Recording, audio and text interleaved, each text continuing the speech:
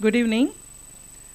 Tamil Heritage Trust is happy to welcome you all this wonderful evening to the Venkayya Epigraphic Award ceremony. This Venkayya Award, one of its kind and probably the first ever award given for epigraphy, is instituted by Shri Sunitha Madhavan, great-granddaughter of Sri V Venkayya, in association with Tamil Heritage Trust. Rai Bahadur Valayattur Venkayya, in whose name this award is being given now, was the first Indian Chief Epigraphist to the Government of India. In the Director General report of the year 1904, John Marshall, who was the Director General at the time, says around 1100 inscriptions in all were copied in the course of the year, of which 746 is from southern India, the majority of which were fully examined by Sri Venkayya. It is amazing to note the kind of involvement of this veteran in documenting our heritage year after year all through his career. Many of the inscriptions and history that we are proud about today, like the Thiruvalangadu Cheppedu, Chola dynasty history, genealogy, the Uttaramerur inscription we often talk about and boast of the democratic voting system that existed in our country, and more closer to us, Chennaiites, Mamallapuram inscriptions of the Pallavas, their origin and history, all were discovered, deciphered and documented by Venkayya. So it's a great pleasure to share with you that Tamil Heritage Trust was chosen by his great-granddaughter to organize this V Venkayya Epigraphic Award. Tamil Heritage Trust was formed in the year 2010 by a bunch of heritage enthusiasts, Professor Swaminathan, who is in US now, Badri Seshadri, who has come here, Mr. Kannan, who is a great music lover, who is also here today, and a few other heritage enthusiasts, with a vision to promote, document, and disseminate Indian heritage. Now, a group of volunteers are managing the regular activities of THT, as we call ourselves. Our mission is to get everyone interested in Indian heritage, and if they are already attracted to this, provide them a community they can enjoy learning along with. THT's events are conducted by volunteers with a common interest in Indian heritage and a passion to communicate its richness and beauty. With this in mind, we conduct a range of events. Monthly talks, as you all know, every month conducted on the first Saturday of every month. Annual Pechu Kacheri on various topics related to heritage. Themes usually happens in the month of December every year. And a periodic study tours to Mamallapuram, what we call as MST, and workshops on how to see a temple. We take a group of people to a small temple nearby and explain to them the various architectural elements and iconography of the temple, and annual site seminars, week-long tours to heritage sites of importance. We travel across India to various places and study the architecture of that particular place in detail, and we usually write articles on that and we take it along with us. We do a very thorough preparation for the site seminar right from September for the trip in January. We also have initiated an annual award in the name of Professor Swaminathan for youngsters who contribute to the Indian heritage. So ladies and gentlemen, it's a great pleasure for Tamil Heritage Trust in association with Srimati Sunitha Madhavan to announce this annual V Venkayya Epigraphy Award, especially in the 75th independence of India, 75th year of independence of India. What better way to celebrate the heritage of this country? This award aims to recognize exceptional individual contributions in any Indian language towards the discovery of unrecorded inscriptions, interpretation of inscriptions from a refreshingly new perspective, dissemination of wealth of knowledge contained in them by conventional as well as digital medium, and preservation of epigraphic resources for posterity. By rewarding outstanding work in this area, the award aspires to encourage interest and involvement of all the stakeholders, including the general public of India, in Indian heritage and epigraphy in particular, thereby raising the awareness and appreciation of history, literature, art and culture of this country, which deserve our attention and care. The winner was selected based on the nominations received, and a selection process was adopted with a jury consisting of eminent epigraphers. The award consists of a citation and a prize of Rs 2,000. First in the schedule of events today is a small video clipping that Professor Swaminathan, founder of Tamil Heritage Trust, who is at present in Atlanta, USA, has sent for us to see. Let me play the video for you.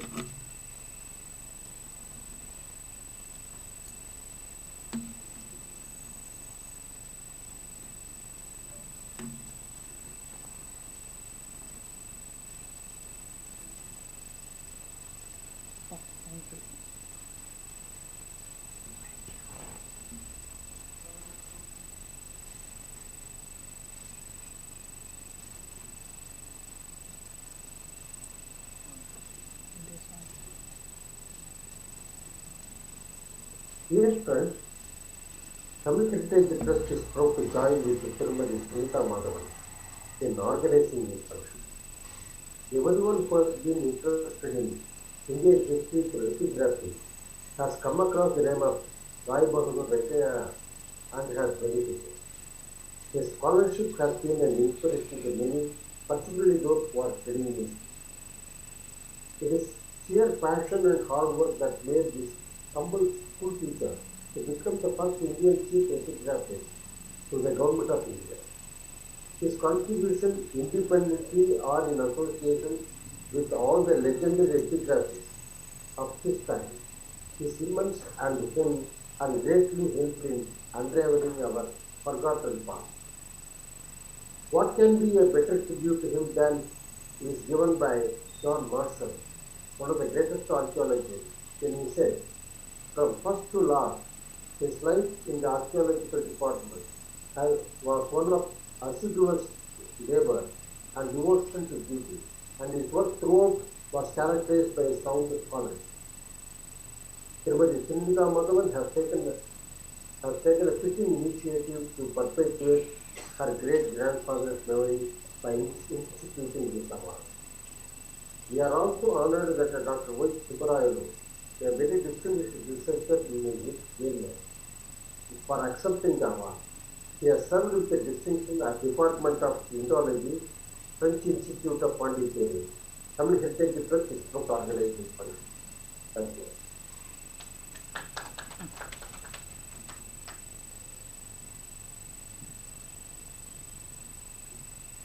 Next in our schedule is another video from Srimati Sunitha Madhavan, great-granddaughter of V Venkayya, who is also happened to be in US now and who has also sent a video clipping for us to see. Let me play the video for you. One second. Namaskaram. Let me.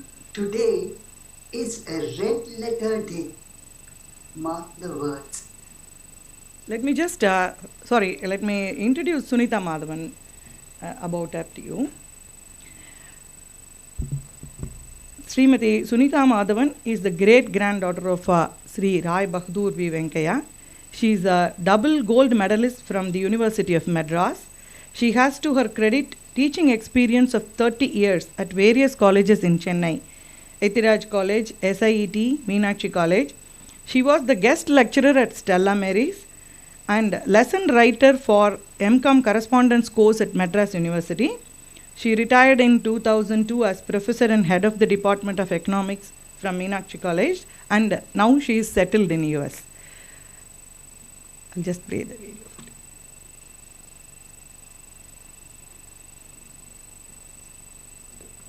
Yeah. Namaskaram. Today is a red letter day. Mark the words. 135 years ago, when there was no electricity, with an oil lamp, the veteran epigraphist meticulously read the letters inscribed on stone walls of temples, on copper plates, and on coins to write the factual history of the leading dynasties in South India. That was Bahadur Sri Venkayya. Today, the Tamil Heritage Trust has organized Venkayya Epigraphy Award to remember the contributions made by Venkayya to South Indian epigraphy and to reward Dr. Y Subbarayalu, the scholar who had continued Venkayya's legacy. I am indeed very happy that the introductory talk has been given by Shri S. Swaminathan, and that was indeed the wish of Dr. R. Nagasamy when I told him last year about the creation of the Venkayya Endowment at THT. I salute the THT team for their profound and painstaking efforts in selecting the right and the most deserving candidate for this prestigious Venkayya Epigraphy Award. Dr. Y Subbarayalu had filled many positions in universities and in the French Institute at Pondicherry with great credit and distinction. He had, in fact, undertaken several excavations and authored many books, out of which I'll single the one on Kaveri, archaeology, epigraphy, and history, because far back in 1912, just 4 months before, when Venkayya died in harness, he had drawn up a memorandum on excavations, and that was read out by Dr. Vogel, the then acting Director General, at the Conference of Orientalists in July of that year. Venkayya recommended that excavation work be undertaken at Kaveri Pattinam, Tanjore, and Tirukarur in Cochin. And the latter had yielded a harvest of Roman coins on which Dr. Nagasamy had also published a book. I would also like to, in fact, thank Dr. Narasaya, because it is most befitting that this prestigious award is being given away by Kadaladi Narasaya, who was a marine engineer and who had fathomed with his pen Vietnam, Cambodia, and Madrasapattanam. And recently, he was also given the Bharati Award. Again, I would like to mention that Mahakavi Bharatiyar, when he was the editor of the Tamil Weekly India, in April 1907, wrote an editorial on the discovery of Tiruvalangadu plates by Venkayya, and he gave a Tamil translation of Venkayya's report published that year. So there seems to be an undercurrent running, connecting all these personages. Well, now, in the present context, with the imminent release of the film Ponniyin Selvan, Venkayya's contributions on South Indian epigraphy and history assumes great significance. K.A. Nilakanta Sastri, who wrote this book much later in 1935, has in fact acknowledged the works of Hulsh and Venkayya and had quoted from South Indian Inscriptions, the magnum opus of the fruitful partnership between the two. And so did Kalki Krishnamurti. I had read the original, as it was published as a serial in Kalki in the 50s. And in the footnote, Kalki had referred to South Indian Inscriptions. So now I would like to say a few words about Venkayya, who was born on a Friday, 1st July 1864, in the village Valayathur, in the lineage of Appaya Deekshithar. His father was Brahmasri Appasita Ramayar, and from him he learnt the Vedic literature and the devotional Tamil literature as well. In the normal course, he would have become a Vedic scholar, but that was not to be, because the Macaulay's educational reform of 1835 rendered Vedic learning almost useless, and it made learning English lucrative. And that was that. With dwindled fortunes, Venkayya, in fact, had to go out of his hometown, and he was sent with a hotel keeper, a resident of Valayathur, to Chittur, all the way to study in a government high school there. He stayed with a hotel keeper and he ran errands for him, because he would be able to get boarding and lodging at that place. And his record at school was so very exemplary that when he passed creditably, the teachers recommended him to Madras Christian College. And Venkayya, when he came to Madras Christian College, which was at that time in North Madras, was really in dire financial straits. Dr. Miller, seeing the brilliance in Venkayya and his plight as well, started the students' home for poor Brahmin boys. And Venkayya was also awarded a sumptuous scholarship of 10 rupees per month, from which he saved a portion of it and remitted to his family back home. Well, he graduated in physics with distinction, and Dr. Miller immediately offered him the job of a high school science teacher in Kanjipuram, and that was in Anderson's Missionary High School. That was a feeder school to Madras Christian College.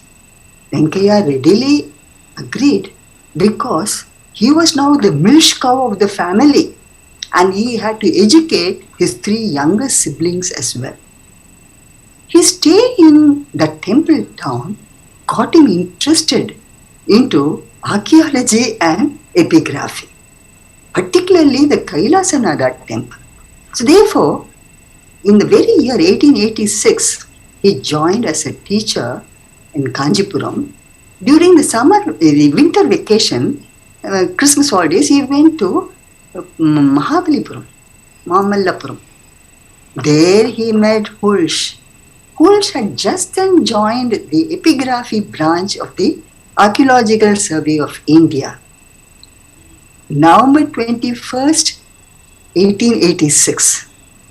He was a German Indologist and a scholar, but he was struggling with the Pallava Grantha.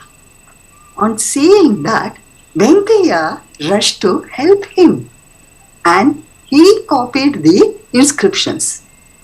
Hulsh was astonished at the linguistic attainments of Venkayya. On the spot he said, "You have to join me as my assistant." See? But Venkayya said he has to finish the academic year at school.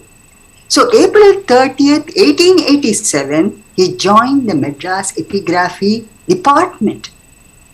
And then and there, he also registered himself as the private candidate for History MA at the Madras University. And he took his MA degree, coming first in the university. He won the coveted Norton Prize, which was a whooping 100 rupees in those days. Well, so from thence onwards, like Rama and Lakshmana, Hulsh and Venkayya, in fact, spearheaded and laid the path for later historians to write South Indian history. All inscriptions at temples in South India were documented, but Hulsh was not allowed inside the ancient shrines in worship. So it was the prerogative of Venkayya to copy the inscriptions. And Hulsh also was large-hearted. He admired his scholarship in Venkayya, and he wrote also to J.F. Price, the Chief Secretary, that of Venkayya's scholarship, trained scholarship, talent and integrity, he can only speak of in the most highest terms. And in 1900, Hulsh was away in Germany, and even the Madras epigraphy reports were drawn up by Venkayya and submitted by Hulsh from Delhi. He had said that in his report. And Hulsh finally, when Marshall arrived on the scene in November 1902, he decided to quit. He voyaged back to his fatherland, and the reins of the Madras Epigraphy Department was handed over to Venkayya. Venkayya too wanted to go out of the department, but Marshall held him back. That is explained by Ramnath Chatterjee, the father of Indian journalism, in his Modern Review. He was the editor. He says that in the whole of India, the only competent person to decipher South Indian inscription was Venkayya. And Marshall also depended on Venkayya for carrying out excavation works, particularly in Saranath. Marshall has admitted that in his annuals of Archaeological Survey of India reports. Well, so now onwards, when Venkayya became the chief of the Madras Epigraphy Department, Krishna Sastry says in his reports that the work of collecting South Indian inscriptions was expedited. So much were the collections and documentation that the significance of the department rose very high. And a special post, All India post, had to be created. So that was the chief epigraphist to the government of India, no longer Madras. It became the southern region. And Steno, who first occupied that, he also could not get along with Marshall, and he quit the scene. The next was Venkayya. Venkayya, in fact, after that, discovered the Tiruvalangadu plates, even the Mangulam inscriptions that bewildered everybody. Venkayya was asked to give some clarification. He was the one who first identified that this resembles the Brahmi script of Ashoka, but it seems to include also a Dravidian script. He wasn't sure what it was. It was left at that. Much later in 1965, Dr. Mahadevan, Airavatam Mahadevan, explained the Brahmi script was only Tamil script. For phonetic reasons, changes were there. So the name Tamil Brahmi was given to it. Hulsh Venkayya's partnership yielded the precious first 3 volumes of South Indian inscriptions. The first volume is the bedrock for Pallava history. This second volume was the basis for writing Chola history. The third volume, besides these dynasties, also had a relevance to other dynasties like Vijayanagara and others. So, in all, South Indian history based on epigraphical evidences was possible only because of Hulsh Venkayya enterprise, I should say. Otherwise, today we would have been having fabricated South Indian history, not the factual one. Venkayya was finding on Utramallur inscriptions was a great sensation in those days. See? He, from the Vardaraja Swami temple and the Vaikunda Perumal temple, had taken 71 inscriptions.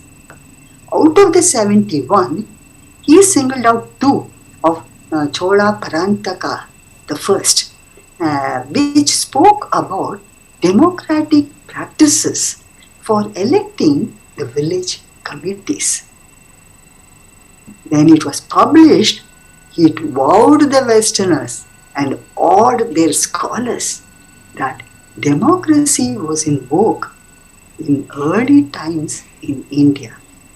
Besides all these work, the discoveries, he was the president of the Southern South India Association. His presidential address on the Pallavas was excellent elucidation of the Pallavas, and this was published by G.A. Natesan as a monograph.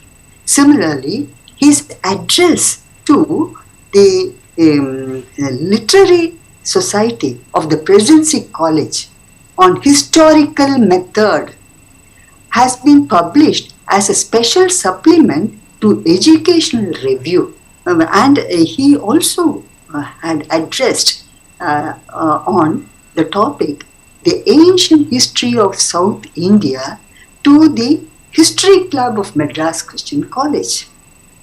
That was published by the college in its annual magazine. In fact, Hulsh, S.K. Iyengar, P. Sundaram Pillai of Manonmani fame, Venkayya have all contributed to Madras Christian College magazine, and only recently I happened to get 10 such articles by Venkayya alone from the archives of Madras Christian College when they received my. Interestingly, had written an imaginary dialogue, for Indian Review, a magazine in those days. That was in the year 1900. The dialogue is between Rajendra Chola, son of Rajaraja Chola, after Rajaraja Chola died, with his aunt, the elder sister of Rajaraja Chola, Kundavi Devi. In that imaginary dialogue, he gives the entire history of the imperial Cholas. That is really amazing.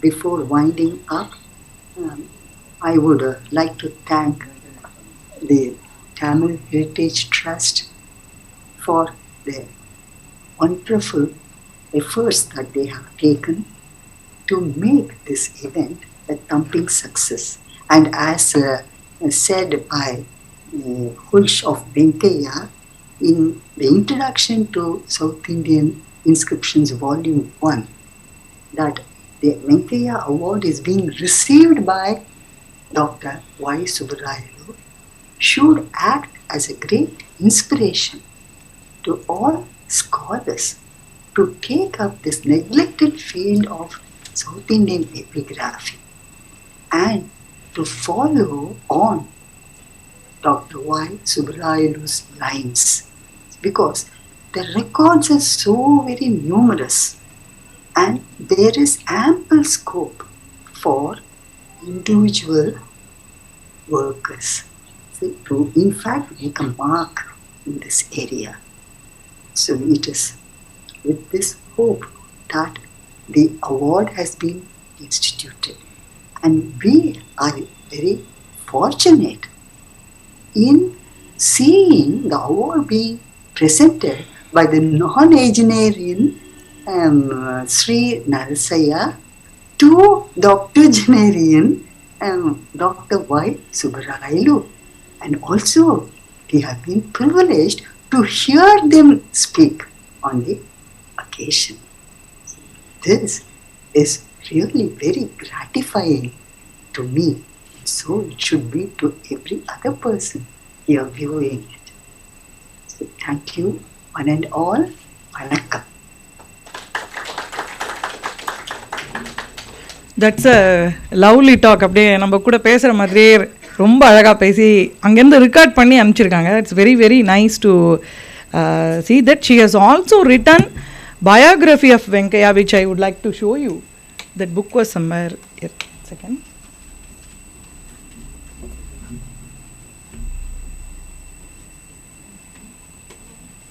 So very excellent compilation of is total. It's a biography, all the inscriptions and how it was done. So interesting to read this book. She has written this book.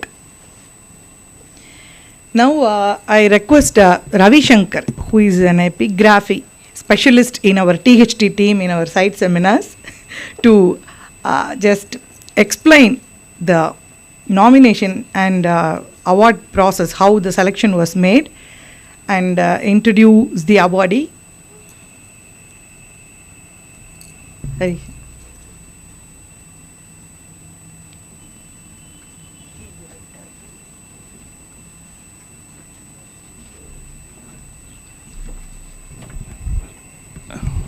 Good evening. I am Ravi Shankar. I would like to start with a correction first. In fact, she said the award amount is 2,000. It is not 2,000. It is 20,000.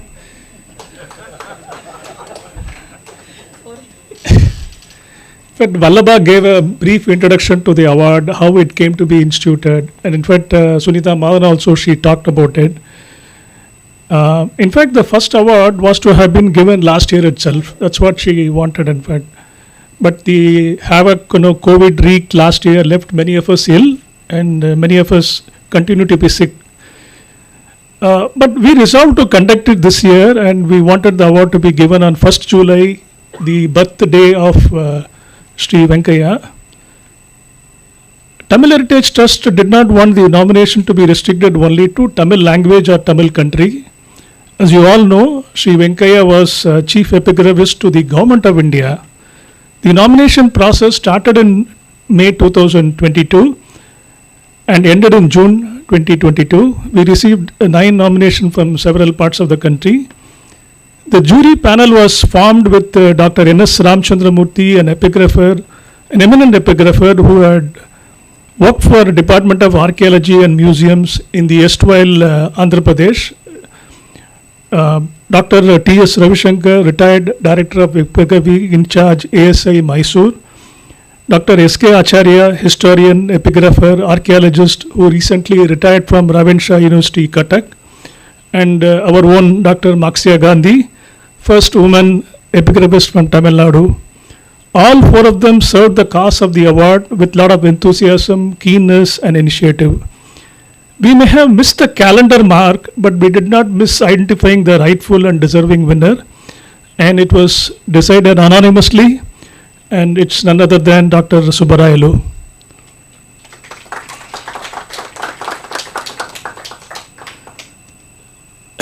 Dr. Subbarayalu was born in Chinnakalayambattur, a village very close to the famous hill temple town of Palani in 1940, in an agrarian family. He completed high school studies in Palani and moved to Madurai for his graduation. He did MA Ancient History and Archaeology and MLit on Political Geography of the Chola country, which the Tamil Nadu State Department of Archaeology published in 1973. He did both MA and MLit from the University of Chennai, Madras. In 1977, he was awarded PhD for his thesis titled State in Medieval South India by Madurai Kamaraj University, Madurai. He taught history in a couple of government colleges to begin with and moved on to Madurai Kamaraj University itself to teach ancient history for 7 years between 1976 to 1983. He served with distinction for 18 years as a professor till 2001 in Tamil University, Tanjavur, in the Department of Epigraphy and Archaeology. In between 93 and 94, he was a visiting professor for South Indian History, Department of Oriental History, University of Tokyo. In 2001, he also taught in one of the premier prestigious research and higher education institutions in France, that is EPHE, don't ask me to elaborate it, Paris. He has been associated with French Institute of Pondicherry over 2 decades as researcher, head of Department of Indology and so on. It appears his tenure at Tamil University, Tanjavur, between 1983 to 2001, the most creative, productive and prolific years of Dr. Subbarayalu. Between 1984 and 1990, he directed archaeological excavations at Vallam, Kodumanal, Periyapatnam.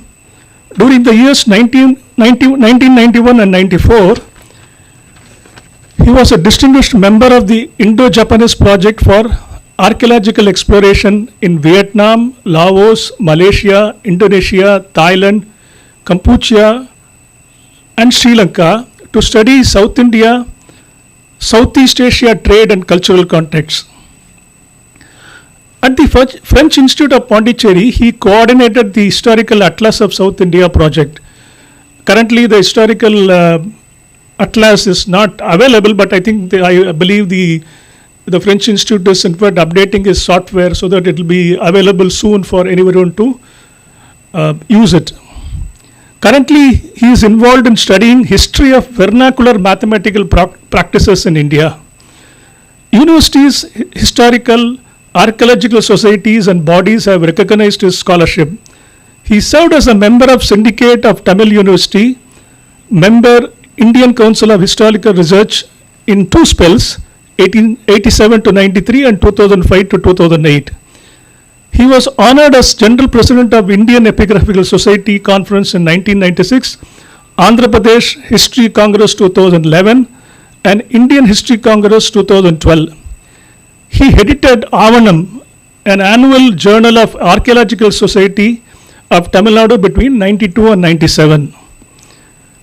Dr. Subbarayalu is an authority on South Indian archaeology and epigraphy, historical geography, social and economic history of medieval South India, Chola and Vijayanagara times. In fact, this one marks him apart from the other epigraphists because his focus is on the people, not on the dynasties, not just on the dynasties. His numerous articles and publications stand as testimony to his expertise. Most notable among his books are a concordance of the names in the Chola inscriptions, which he had co-authored with Noboru Karashima and Toru Matsui, palm leaf documents of Trichapalli district, a glossary of Tamil inscription, South India under the Cholas. He co-edited with the Dr. S. Rajavel, Inscriptions of Vijayanagara Rulers, Volume 5, Part 1, Tamil Inscriptions for ICHR in 2014. He also edited South Indian Inscription, Volume 34 for Archaeological Survey of India, New Delhi. Among his books, my personal favorite is one to which he contributed as one of the translators, Varlatru Pokil Tennaga Samugam. In 2001, Mr. Rajagopal Subbaya, along with others, brought out a book titled Kaveri, Studies in Epigraphy, Archaeology and History, Professor Y Subbarayalu, Felicitation Volume, to which many scholars, epigraphists, archaeologists contributed. Dr. Y Subbarayalu was awarded Hemchandra Rai Chaudhary Birth Centenary Gold Medal for the year 2014 by the Asiatic Society, Kolkata, for his outstanding contribution in early history with special emphasis on epigraphy. Hemchandra Rai Chaudhary was a historian known for his studies on ancient India, who lived between 1892 and 1957. Family of Sri Venkayya, headed by his great-granddaughter, Mrs. Sunitha Madhavan, and Tamil Heritage Trust, are indeed privileged to have Dr. Subbarayalu as the first winner of Sri Venkayya Epigraphy Award.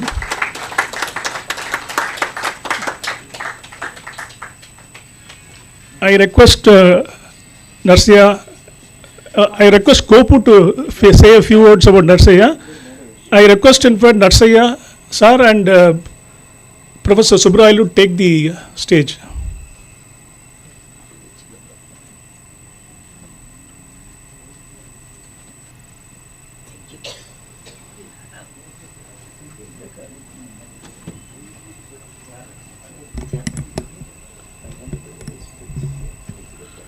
Good evening.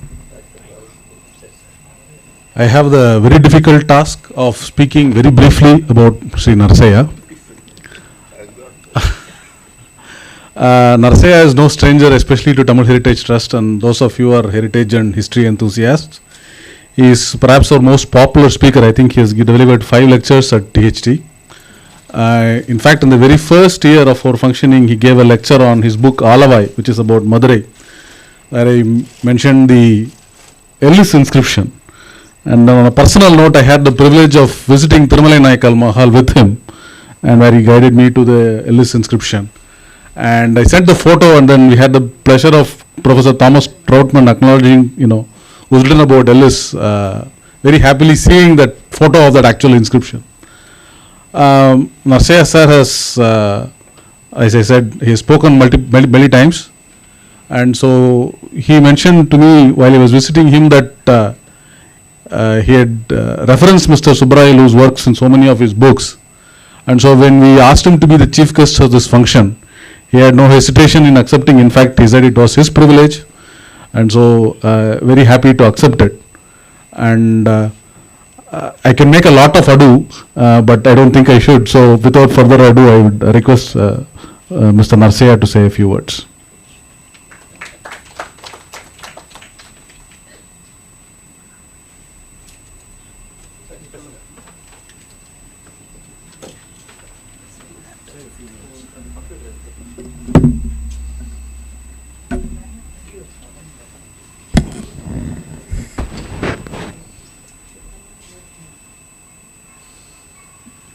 Good evening, ladies and gentlemen.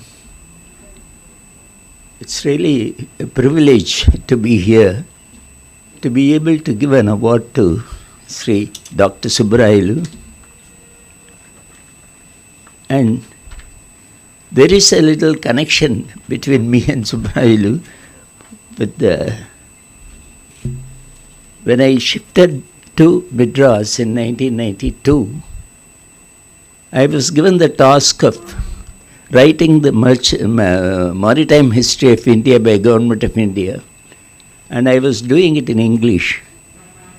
And when I wanted certain references, my good friend Subbaya, Rajagopal, Dr. Rajagopal, I met him first actually. First I met Kodumudi Shanmugam actually. And Kodumudi Shanmugam introduced me to Dr. Rajagopal. And Dr. Rajagopal was kind enough to give me a book, first book of Noboru Karashima's compilation of articles, in which I found Dr. Subbarayalu's article on merchant guilds very useful to me because I was writing about it then.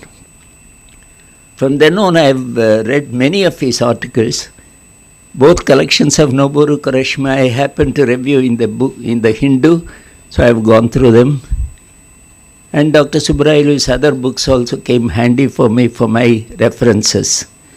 So in a way, I should say he is also my Manasiya Guru in a way, because I use him quite a lot in my own writings. In any case, it gives me a great pleasure and it is an honor to be able to give this award to such a deserving candidate, selected by a jury which is by far, beyond description.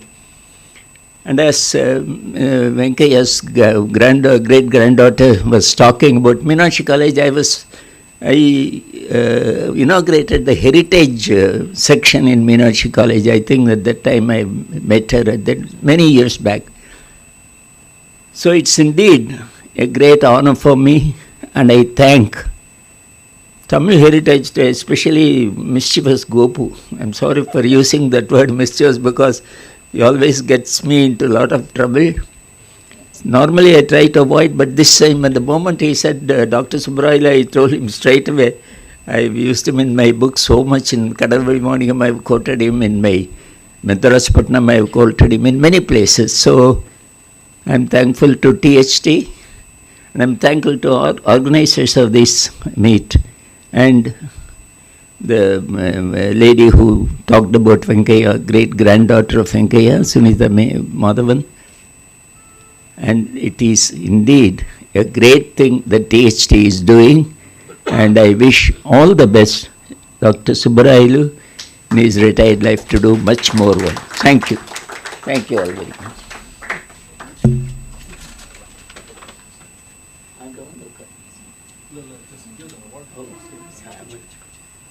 I forgot the main thing.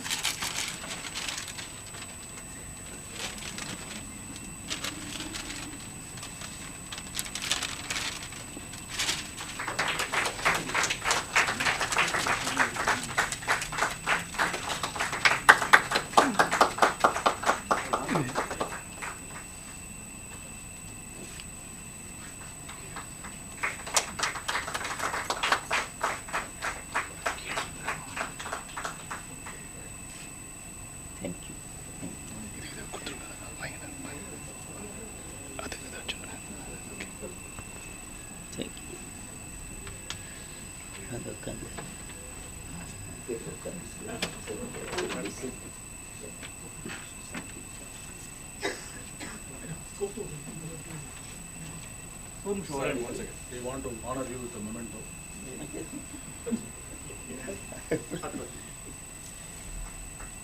So this mischief is not by me. This is by THTS. This is greater mischief, a combined mischief. Thank you.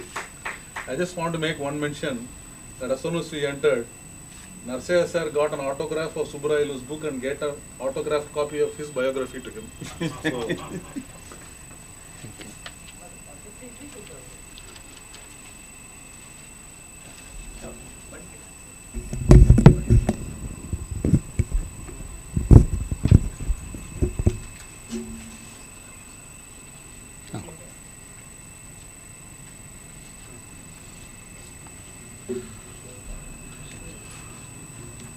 எல்லோருக்கும் வணக்கம். It's a great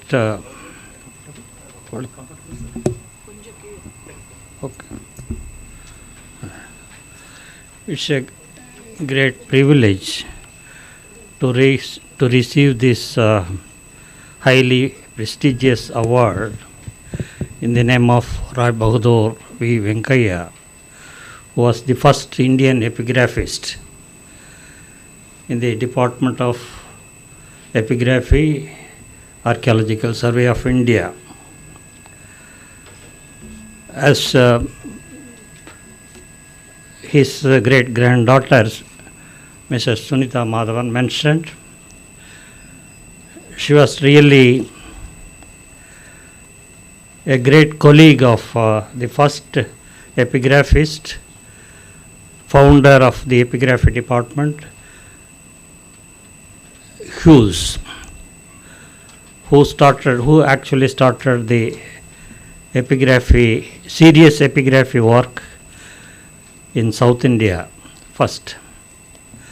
So soon after that he joined that department. Sri Venkayya was also recruited, as she mentioned, and until for some years only those two people were working on the collection and interpretation of the inscriptions. Then another epigraphist, again he became a great epigraphist later by their training, H. Krishna Sastri. And in 1904, I think, K. V. Subbarayalu joined. So these three people took the Tamil epigraphy or South Indian epigraphy to great heights. As she mentioned, the first 3 volumes of South Indian inscriptions laid the foundation stone for not only epigraphical studies but also for the reconstruction of South Indian history, particularly the history of Tamil Nadu. So any student, serious student who starts his work in history, in early medieval or medieval history, cannot ignore these first 3 volumes. So the editing of those 3 volumes, particularly volume 2 and 3, can compare well with any other highly standard epigraphical works in the world. So that they took so much meticulous interest in reading, translating and interpreting those inscriptions. So the inscriptions, as we mentioned, first the inscriptions of Pallavas in Mahabalipuram and other places, then the inscriptions of the Cholas, particularly the inscriptions of the Tanjavur temple, Brihadiswara or big temple in Tanjavur, that is the second volume, and the third volume, of course, the other Chola and other inscriptions from various places, Karur and other places. So these 3 volumes are somewhat standard volumes in Tamil epigraphy. Unfortunately, this method of editing the Tamil inscriptions was not followed in the other volumes later, because in 1903 it was thought that so many inscriptions have accumulated and so many inscriptions have to be copied because of the destructive activities going on by way of renovation of temples. So preference was given to collection of the inscriptions rather than editing and publishing. So that is mentioned by K. V. Subbarayalu in the 4th volume of South Indian, in the introduction to 4th volume of South Indian inscriptions. So he said, because of this huge collection, we are not able to do the same kind of editorial work as in the previous 3 volumes. So now the scholars are asking for the texts soon to be published. So now they changed that editorial style and they published just the texts of the inscriptions without any introduction. So there is a brief introduction to the entire volume, and no index or nothing was given in this the subsequent 5 volumes up to 8. Then again slightly they changed. They thought it is not so useful, this just publishing the text. Then they changed to some that is to give some English introduction to each inscription and added some introduction in the a long introduction in the beginning and also some index in the later portion.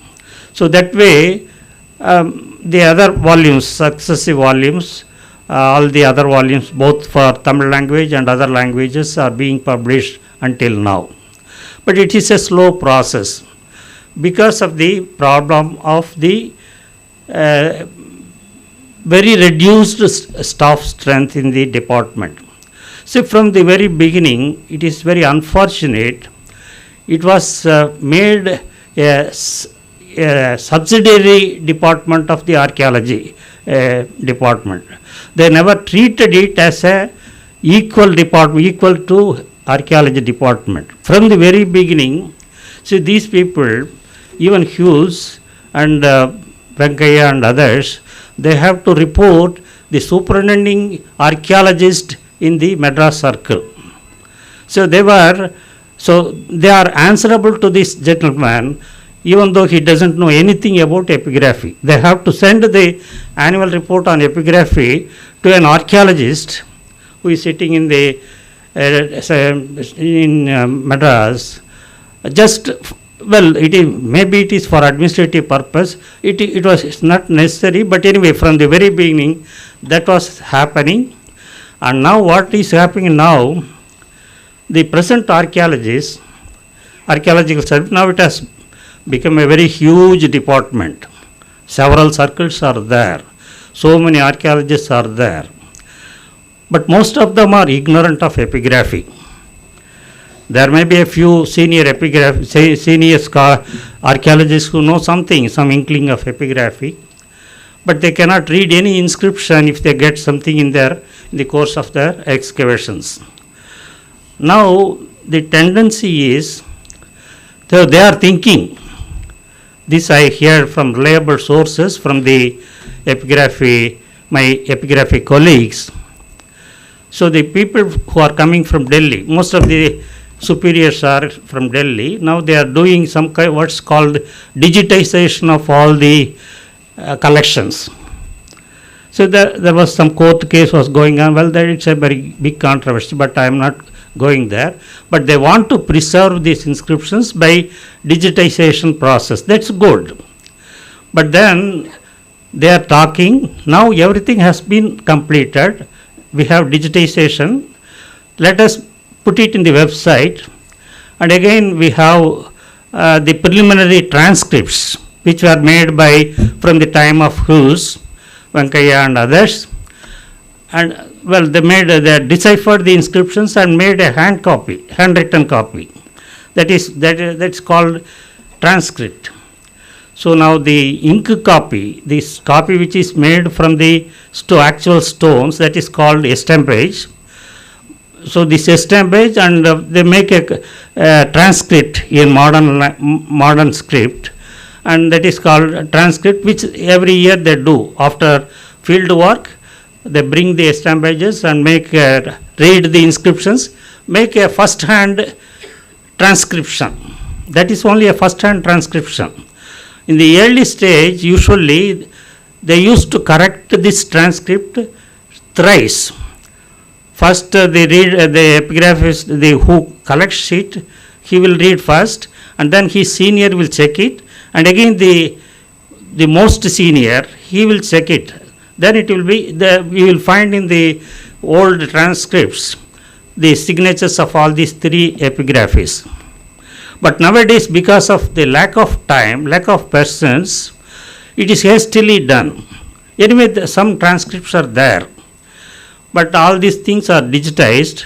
Now the archaeologists are thinking, now everything has been finished, and there are very few inscriptions to be copied further.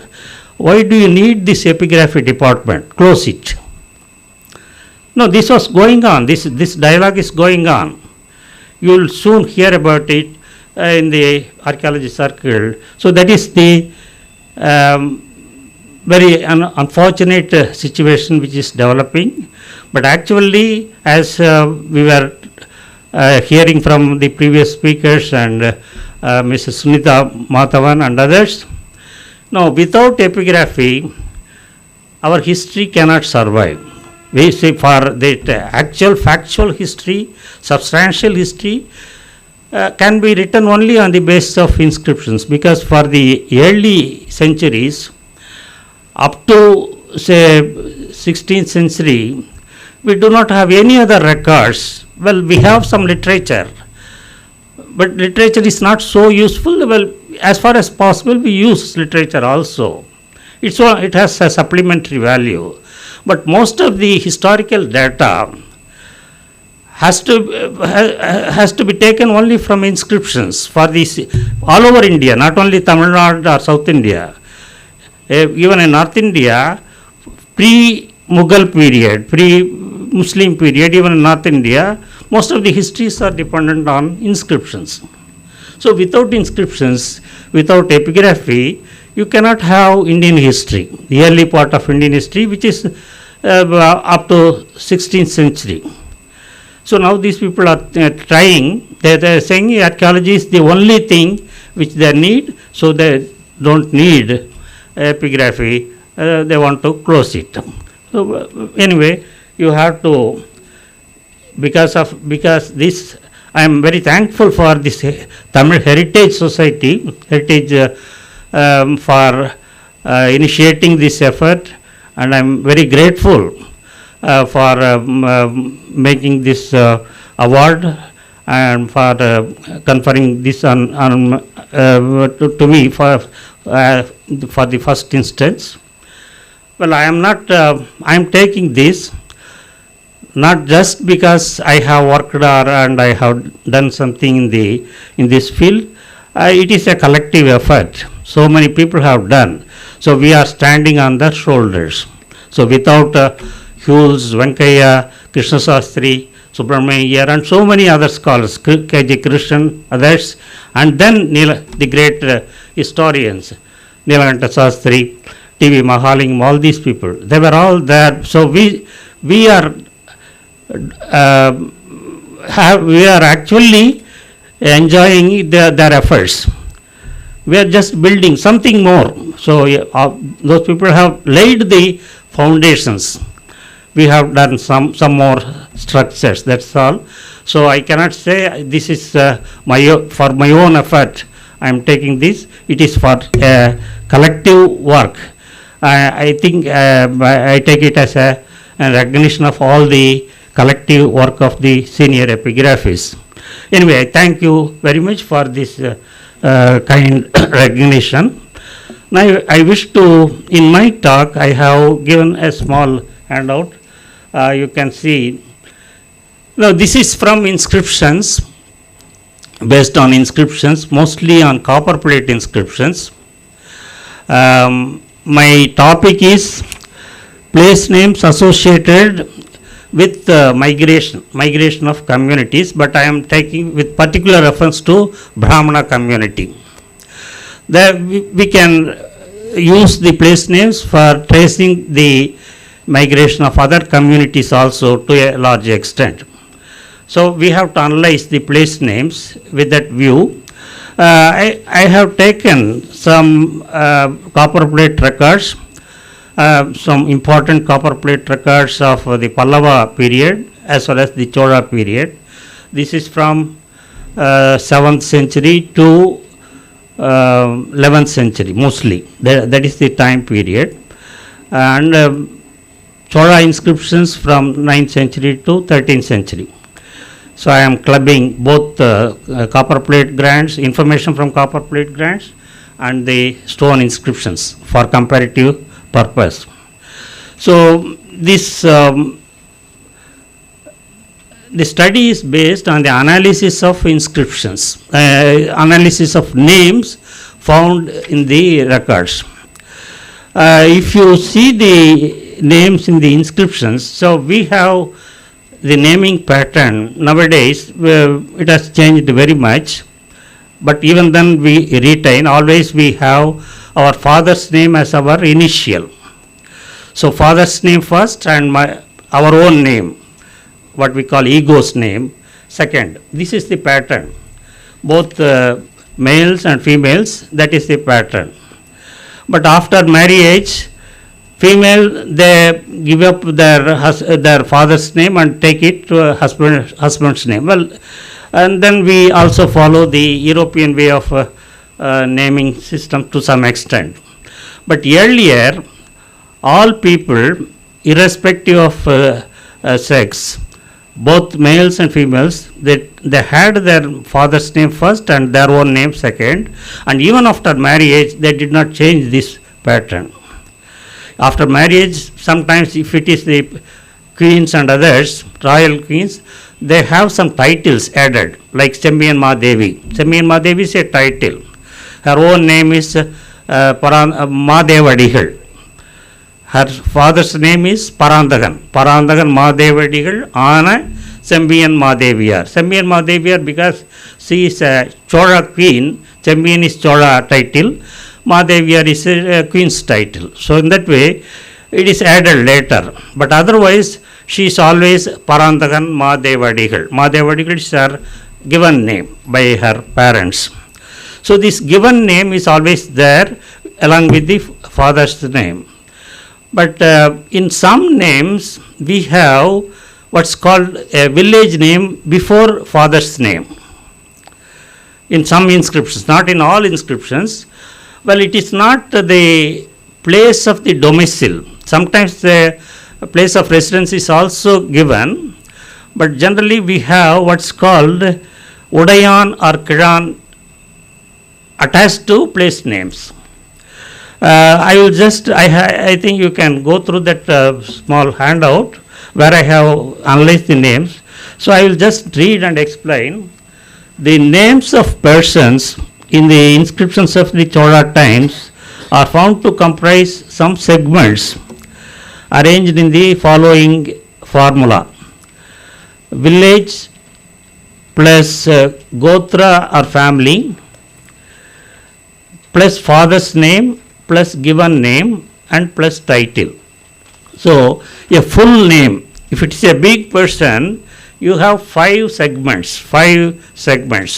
So father and owns name 2 segments plus village name in the beginning and title later.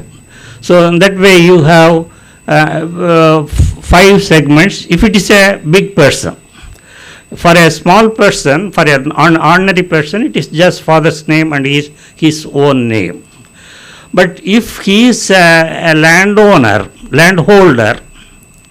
he has a place name plus Udayan or Kiran. Like Thiruvarur Udayan or Tanjavur Kiravan. So here it means that he has some land ownership in Tanjavur or Thiruvarur, as the case may be.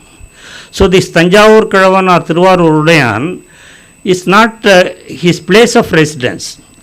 It may be his place of residence, but generally it is the place where he possesses land ownership.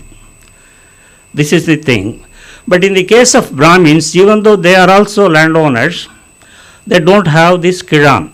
They sometimes independently they are mentioned as Brahmadeya Kiravar. Kiravar, possessor of Brahmadeya. Brahmadeya means Brahmin property. But that is an attribute that is apart from the name. It is not part of the name.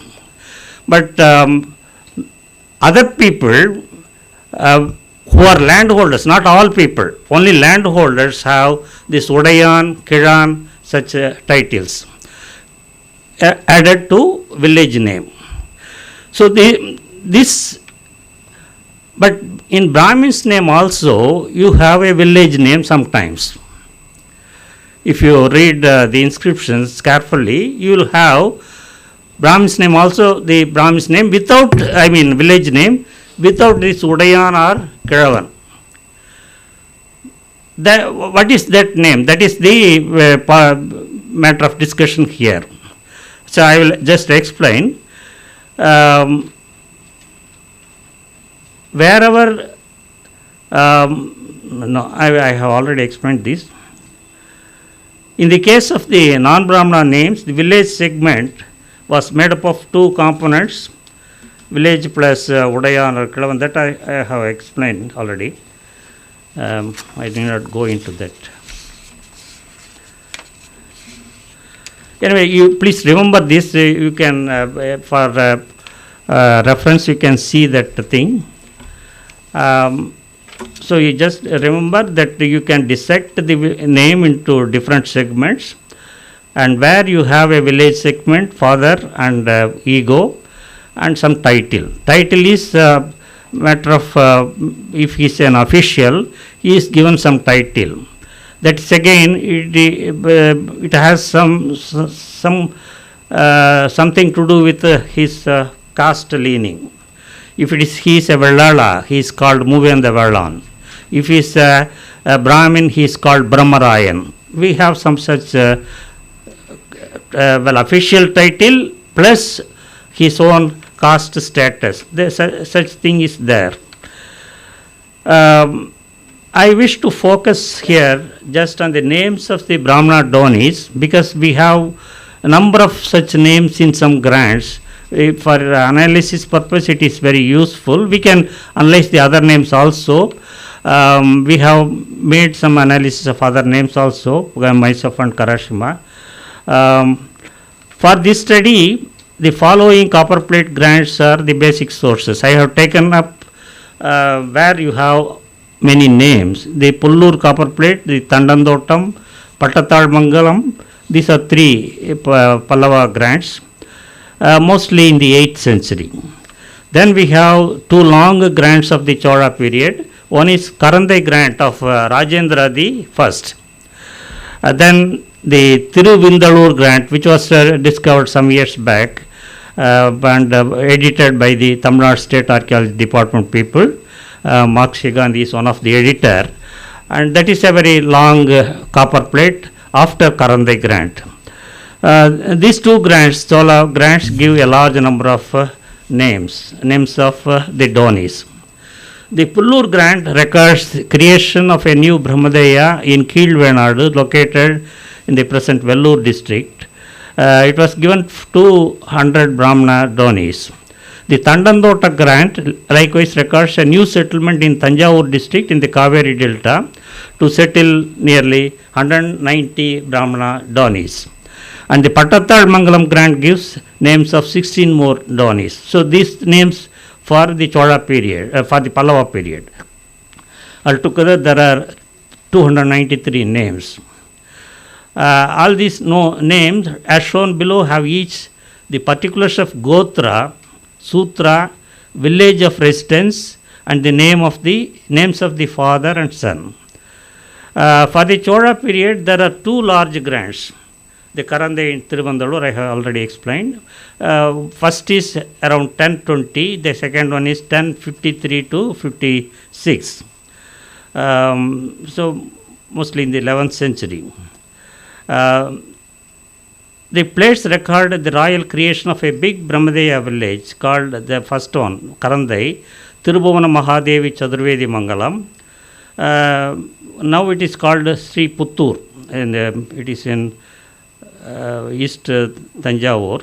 By clubbing together some 64 old peasant villages from two adjoining nadus. This huge complex was settled with 1080 Brahmanas invited from some 122 contemporary Brahmadaya settlements, which except one lay mostly in the Chola Mandalam. I will explain this. The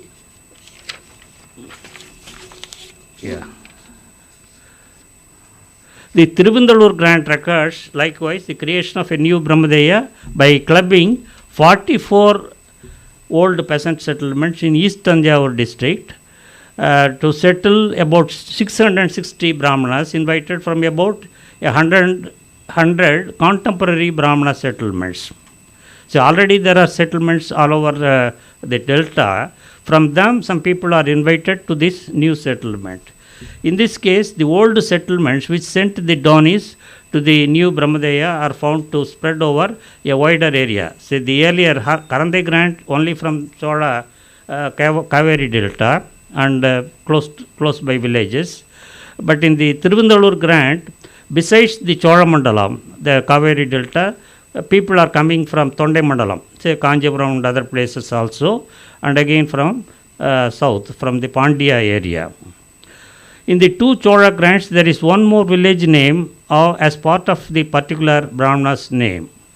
That name is found to be somewhat an integral part of the person's name. Moreover, these names have close similarity with place names found in the Pallava period Brahmana names.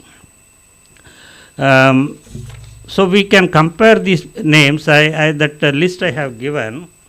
So just for an example, I will read one inscription, one line of the Pallava inscription. Kastyapa Gotrathu Avattamba Sutrathu Karanjai Vattavan Kumarakova Chadurvedi Chomachi Ki Pangu Ondru. So they are given some shares in that new village. So this is the name. Kastyapa Gotrathu, it is in Tamil. Avattamba Sutrathu Karanjai Vattavan Kumarakova Chadurvedi Chomaji Pangu Ondru. If you translate, it would be like this. Share to Kumarakova Chadurvedi. Chadurvedi means he knows all the four Vedas. Somachi. Somachi is from Somayaji of Kasyapa Gotra. Kasyapa Gotra and Avattamba Apastamba Sutra. He is called Karanjai Vattavan, a resident of Karanjai. Vattavan means from Sanskrit word Vastavya or Vastavya, which means a resident. So in Tamil it is transcribed as Vattavan. So he is a resident of Karanjai. The name, this pattern, the same pattern is found in other two Pallava grants also. Well, most of the Pallava names are in this format. Gotra, Sutra, then a place name where he is supposed to be residing, and then his name with his qualifications. Chadurvedi and such things is his educational qualifications. The names in Chola records are a little different from the above ones. So in the Karandai grant we have this name, Rajendra Simha Valanattu, Poigai Nattu, Kandaraditya Chadurvedi Mangalattu, Garga Gotrattu, Apastamba Sutrattu, Karambicchettu, Korutta Pochan, Damodaran, Sri Krishna Dasapuriya Paripuriyanukku Pangu Ondru. It's a long name, but the first two segments we can omit, that is bigger territorial divisions, Valanadu and Nadu. Then you have place name, Kandaraditya Chadurvedi Mangalam, Mangalattu.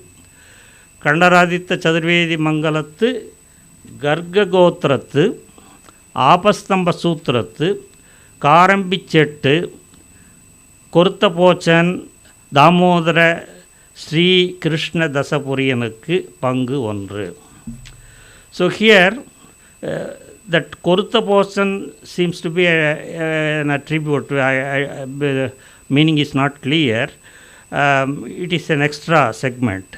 Damodaran, Sri Krishna Dasapuriyan of Karambichedu, of Garga Gotra and Apastamba Sutra, who is a resident of Kandaraditya Chadurvedi Mangalam. So here you have two place names. The Chola period names, both in the Karandai and Tiruvandallur records, fall in the following pattern, that is, present village. See, Kandaraditya Chadurvedi Mangalam is the present village from where he hails. He is invited to this new village. Kandaraditya Chadurvedi Mangalam is on the north bank of Kolledam. Then his Gotra name, then Sutra and ancestral village, plus name means father's name and his own name. This is the pattern. So here you find an additional place name in the beginning, an additional place name where he actually lives. It may be seen from the above information that the Pallava period Brahmana names have only one village name as part of their names, and that village is said to be the place of their previous, we do not know previous, but I am adding previous residents, because they are called, they are mentioned as Vattavan. Vattavan means residing. Even though he has been invited to the new place like Pullur or Tandandottam, but Vattavan is there. That's why I call it previous residence, denoted by the attribute Vastavya or Vastavya, or its Tamil variant Vattavan. On the other hand, the Chola period names have two village names. The first of which is said to be the place of residence, where from the Doni is migrating to the new settlement. The second place name is just found as an integral part of the personal names. The attribute Vastavya or Vattavan is not attached to the second place name as in the Pallava records. Only the place name is found without any addition. Vattavan is not there. So his present residence is actually Kandaraditya Chaturvedi Mangalam. But in addition, some new name, some other name is also there, and that lacks this Vattavan attribute or addition. Is not attached to the second place name in the Pallava, as in the Pallava records. The first of the two village names, that is the place of previous residence of each Brahmana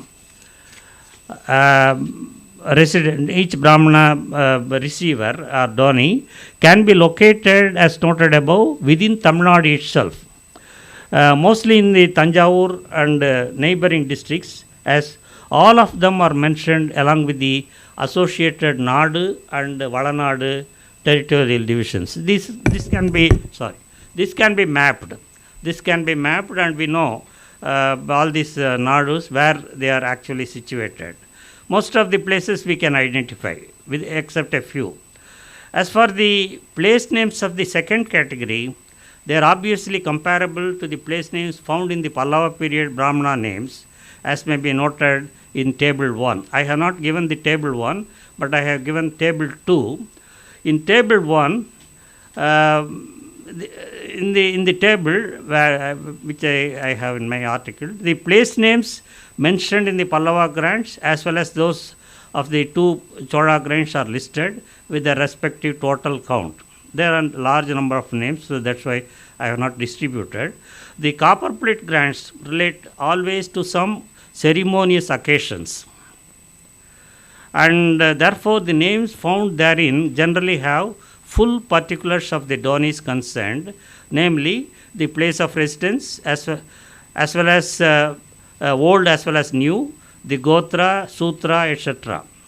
So such details are not found in ordinary inscriptions, only in the copper plate inscriptions, which are somewhat ceremonious records, where the king makes a large village and gives this in detail, mentioned in detail. These details are not found in the same way in the contemporary stone inscriptions. So for comparison, I have taken those names separately, and I have given in a separate column in the table 1. There are similarities between both the names. Those names belong to a wider time bracket. As I said, these two grants, Chola grants, belong only to 11th century, 1020 to 1055, whereas the stone inscriptions are found from 9th century to almost to the end of 13th century. So that I have given separately. Most of these persons have, in addition to their father's name, that is in the stone inscriptions, their Gotra or the name of their village, ancestral village. Sometimes both the Gotra and ancestral village occur together. But these comparatively, the names found in the stone inscriptions are simple, just 3 segments, not as in copper plate grants with long names. But anyway, there are Gotra names and some village names are there, so either this or that. Table 1 includes the place name data from 293 persons of the Pallava grants, and that for 1,371 persons from the 2 Chola grants, and again for 896 persons from other Chola inscriptions. So this is a huge collection from the grants as well as the inscriptions. This table gives altogether a total of, so if you omit the repetitions, altogether a total of 441 place names for both the Pallava and Chola periods. Of these, so I am referring to only the ancestral village names, not the present village names. Of these 135 places that I have given in the table 2, of these 135 places are noticed in the Pallava grants, 234 are from the 2 copper plate grants, Chola copper plate grants, 256 from the remaining Chola inscriptions. Some 77 names are common to all the 3 categories, which are separately given in table 2.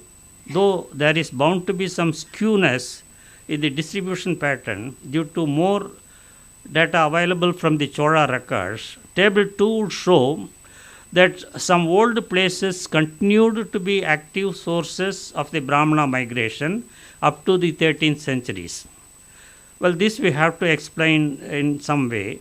They are Dvedai Gomaparu, Rayur, Irungandi, Karambichetu, Kundur, Kuravachiri, Kurovi, Pirandur, Urpittur and Vangiparu. These are found very often in the names. The significance of these place names was first brought out by H. Krishna Sastri. As I mentioned, he is the third person who, after Venkayya, he joined as the assistant, and he also did much work in editing work. He edited a number of copper plates and other things. He suggested that most of the place names of the Pallava grant are to be located in the Telugu country, and underlined the fact that many of those names survive till now as family names. He also noted that some places could be located within Tamil Nadu itself. He said, I just quote him, quote begins, the Donis seem to have belonged to different parts of the country. The names of their native villages indicate that a pretty large number of them must have been originally residents of the Telugu country, like Tanikil, Karamchedu, Irakanduru, Irungandi, Nambur, are apparently names of villages which were probably situated in the Telugu country. So this he discovered long back. Kumilur, Kartukuri, Manarkal are distinctly Tamil names. So here he may be wrong. I think these also, from Telugu country. Because Manarkal look Tamil name, but Manarkal could be, those days it could be Telugu name also. The Donis need not necessarily have migrated into the Chola country at the time of the grant. This is his comment. They might have settled there sometimes before. In any case, it is clear that there was a large colony of Telugu Brahmanas in the heart of the Chola country during the first half of the 9th century. Well, he is commenting on the Tandandottam grant, which is near, Tandandottam is near Mayoram. So it is worthy of note that a large number of the village names which are found in this copper plate are now held as titles by some well-known Sri Vaishnava families. This is Krishna Sastri's opinion. Dvedai Gomapuram or Veda Gomapuram, Vangiparu or Vangipura, Urpittur, Uruputtur. So some names are slightly changed. Karambichedu, Karambichettu, Srimalai, Tirumalai or Patangi, Veeravalli, Mudumbe, Tanikil, Kumandur, Puttur and Kundur being some. So this is Krishna Sastri's opinion. Krishnan, who edited Karandai grant, K.G. Krishnan, he concurs with the suggestions of Krishna Sastri. He also adds his own comments on the names in the Karandai grant, that is Chola grant. In the earlier Pallava list, the name of the place pertaining to the Doni is given, whereas in the present charter, there are names of 2 places. So he recognized those two places in respect of each downing. These places mentioned first and listed separately are Brahmadeyas, thus indicating that these Brahmanas were settled in the said villages and that they owned one or more shares of land in those places. The places that are mentioned next in column 5, well, in his book, are mostly common to the present grant and the Tandantottam grant, that is the Pallava grant. The forms of these names have, however, undergone some considerable change, attesting to the influence of Tamil on them. That he has given some examples. Say, like Pinikipparu, Virparu, Vangiparu, etc., they become Pinikippuram, Virpuram, Vangipuram. So it is Tamilized to some extent. With the efflux of time between the Pallava grant and the present one, it is possible that they had commenced to stand merely for the house or family, since these persons or their descendants might have ceased to have anything to do with those far-off places from where their ancestors migrated during the reign of the Pallava kings before Pallava Malla. That is K.G. Krishnan's comment. So now I will just summarize what are the findings. The significance of these comments, the above comments of the learned epigraphists, may be elaborated further in the light of the information available relating to the Brahmadeyas in the Tamil country.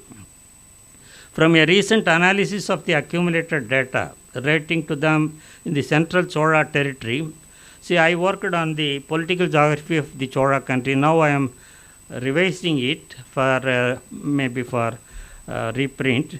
In the course of that, I got more information on these places. So now I find nearly 50% of 470 known Brahmadeyas of Chola Mandalam, that is in the central part of the Chola country, are found to exist by the end of the 10th century. Say 470 names are there, Brahmin villages are there. From the analysis, I find that nearly half of them are already there by the end of the 10th century. That is, most of them might have come into existence during the time of the Pallava and early Chola rule, that is from 6th to 10th centuries. During this time range, some 250 villages had already been established. As for the early Pallava Brahmadeyas, they were generally small ones, sometimes labeled as Ekabhoga Brahmadeya, gifted to one or a few Brahmin families only. Among some 16 of the early, we have 30 Pallava grants, 30 or 31 Pallava grants. Among them, there are 16 belong to early phase, which are written in either in Prakrit or Sanskrit languages. After that only we have Tamil and Sanskrit mixed grants are there. So up to the end of beginning of 8th century, this Prakrit and Chola, Sanskrit grants are found. There are 16 of them. Among the 16 of them, 2 related to gifts to temples, so that we can omit, and the remaining 14 Brahmadeya grants can be given this way. 10 grants were given to one Brahmana each, just one Brahmana family. So it is Ekabhoga. And one another grant to 2 persons, 1 to 3 persons, 1 to 8 persons, and 1 to 20 persons. So these are all small scale settlements, not big settlements. Only from the 8th century onwards, they become bigger in size, granted to 100 families or so. Still bigger ones appeared in the first half of the 11th century during the Chola times that we have just seen, that Karandai and Tiruvandalur. We have what is among the Brahmadeya villages, we have what's called Taniyur Brahmadeyas. They belong to this latter category, big, huge Brahmadeyas. Most of the early Pallava grants mentioned above are found to be located in Guntur. Prakasam and Nellore districts of coastal Andhra Pradesh. See, Pallavas were first ruling in that area. This is supported by some later day evidence too. Krishna Kumari, who is a specialist Andhra scholar in Charikya history, Eastern Charikya history, while discussing the migrations of the Telugu Brahmanas from her own Telugu inscriptions, has noted the fact that some places like Gunturu, Kochara, Urputuru, Vangiparu, Karambichedu, Velpuru, etc., which figure among the places of migration, were already famous Brahmadeya centers. Well, this is her opinion from the analysis of Telugu inscriptions. She has quoted some inscriptions of the late 12th century in support of this. According to these inscriptions, the earlier Brahmadeyas created by King Mukkanti Kaduvatti ceased to exist in course of time, and they were revived and re-granted by the efforts of the Kakatiya king Ganapati, that is in the 13th century, and other rulers. So it is mentioned in those grants that earlier grants which were given by Mukkanti Kaduvatti, somehow they were taken over by some other people, and now the Kakatiya king is reviving and he is re-granting these things. The name Kaduvatti is a title to the Pallava kings, a familiar title to the Pallava kings. So that would suggest that at least some of these earlier Brahmadeyas had their advent, which Krishna Kumari mentions in Andhra, must have their advent under the patronage of the early Pallavas who ruled the coastal Andhra south of the Krishna river during the 4th and 6th centuries CE. The Sanskrit copperplate grants of the Pallavas also vouch for this. For example, the Chura copperplate grant and the Ongodu grant, both belonging to about the 5th or 6th century, mention the place Kundur in Karmarashtra. Well, this is the famous Guntur, which is the headquarters of Guntur district. So it is mentioned as Kundur in Karmarashtra, as the old place of residence of some Brahmana Dawnis. A few of the old places like Kundrur, actually it is early Telugu, Kundrur, it is looks like a Tamil word, and Aki is another place name, are mentioned in the contemporary Vishnugundin grants. Say Vishnugundins, they ruled north of Krishna, Godavari area. In the same time, when the Pallavas were ruling south of the Krishna river, these people were there as contemporary rulers, and their grants refer to these place names, which are found again in the Pallava grants. From the above information, it may be said that the earlier or primary Brahmana migration southwards started in about the 4th century CE from the Krishna Godavari delta of Andhra Pradesh. In the beginning centuries, it would have been only in small groups, because I said they are small copper plates. They might have accompanied the Pallava rulers who shifted their rule from their original home in coastal Andhra, Guntur, Prakasam districts towards the Tamil country, that is to Tondai Nadu. The migration seems to have gained momentum from the 6th century onwards, when the Pallava kingdom expanded further south up to the Kaveri Delta. This happened during the time of that Simhavarman, grandfather of Mahendravarman. We have a copper plate. And even beyond south to occupy what's called Konadu in the Pudukkottai districts. Well, that is the limit of the Pallava kingdom. They did not go further south. With the advent of the Chola rule, from the later part of the 9th century, more and bigger Brahmadeya settlements were established, but those settlements caused only internal movements. They did not migrate from Andhra. It is only from internal movements, that is within the Tamil region itself. This may be called secondary migration. It is from Chidambaram to Tanjavur, or Mannargudi to Tanjavur, that Karandai, like that. We can trace their migration within Tamil Nadu. So an earliest instance of such, this kind of internal migration had already happened even before Chola times. We have one instance we have a copper plate which is called Ilayan Puttur copper plate grant. It is dated to 7th century, 700, which records the fact that the Pandya king Arikesari Paranguza, well, he is contemporary, he is supposed to be contemporary of Sambandar, and he harassed the Jains when goaded by Sambandar. This king is said to have bestowed a Brahmadeya, an Ekapok Brahmadeya, small Brahmadeya, on a Brahmana scholar who was invited from Perumarudur. This Perumarudur is situated on the north bank of the river Kaveri. That is described in the plate itself. And it is said that Kaveri was very fertile those days, and from there, that Perumarudur, he was living there, and he is now invited to the south near the Sri. This Brahmadeya, which was created by this Parangusan, is lying in Achinadu in Tirunelveli district.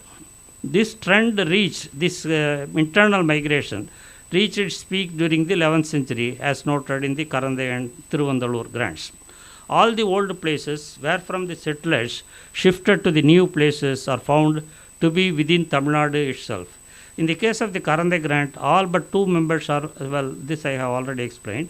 In either case, there was no person from outside the limits of Tamil Nadu. That means the migration from the north had almost ceased by the 11th century. Interestingly, in the reign of Kulothunga I, this is from 1070 to 1120, he is Chalukya Chola. He is called because he came from the mother's side, and he is a Telugu. But then he became a Chola king, and and his line continued until the end. And during his reign, he ruled both the Telugu Chalukya area and the Chola area. His son, and during his son's, he was there as a crown prince. He is called Veerachoda, who was in charge of the Vengi country. He established a Brahmadeya around 1100 AD. This was called Veerachoda Chaturvedi Mangalam, near Pitapuram in East Godavari district. This is very far. To settle nearly 530 Brahmanas brought from his own, from Chola country. The editor of the Pitapuram grant, that is Krishna Sastri, relating to this settlement has underlined the fact that the names of most of the Donis are of Tamil origin. Unfortunately, the original Tamil Nadu villages from where they were brought to the new settlement are not mentioned in this record. But the descendants of these people, who are found in the east and west Godavari districts nowadays, are called as Arama Dravida Brahmanas. Dravida is from Tamil. So they are called as Arama Dravida Brahmanas, and they are said to be still retaining a Tamil dialect as their mother tongue in East Godavari districts. The ancestral village name, as an integral part of a person's name, is peculiar to the names of the Andhra Brahmanas. So far, we could not get this trend in other places. For Brahmanas elsewhere, everywhere, Gotra and Pravara are used for deciding marriage relations. In most of the North Indian inscriptions, they mention Gotra and Pravara. In early Sastric literature, no reference seems to be made to any ancestral village name in this regard. It is not used for marriage purposes. D.D. Kosambi, in his long and critical discussions on the early stages of Brahmana history, there are 2 long articles, does not refer to ancestral village concept at all.